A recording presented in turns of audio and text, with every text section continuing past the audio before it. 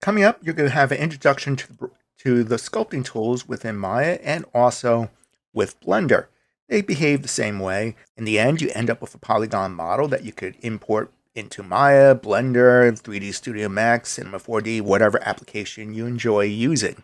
If you experience sculpting more joyful in one application than another, the principles are the same and just enjoy making and adjusting your sculptures there. The lesson is going to focus in on more organic objects and just playing with the objects to have some fun and get to know the tools. Remember the vase lesson though? There comes a point where you might want to adjust the surface. And sculpting tools are an excellent way to do variations on the surface or to smooth out surfaces. Let me add a mesh smooth to this object. So instead of it being square, this object is actually rounded with enough vertices to use with sculpting. This is the object and you wanted to continue to distort it.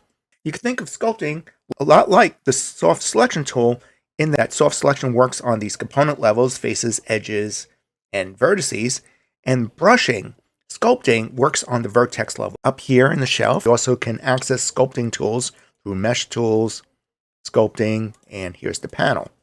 Let's say I just wanted to create a quick distortion, and you'll see a lot more detail on these tools in the next video. Let's say you want to distort this. I picked up the grab tool. So B key and left mouse, left and right to increase, decrease the brush size. M key and dragging up and down to increase and decrease the strength of the brush. Let me zoom in and B key, small brush, and ready for the grab. Oh, it's not strong enough. Take two. Let's try it again. Increase the magnitude. There's the grab tool.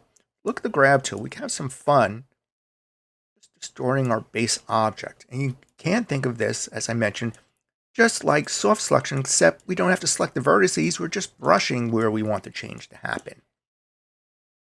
If I want to push inward, holding down the control key with any of these tools will make it, instead of grab, act as a push. So it's pushing in the surface. And that's true with many of the sculpt tools. So now we took something that was very plain looking and we added some distortions to it.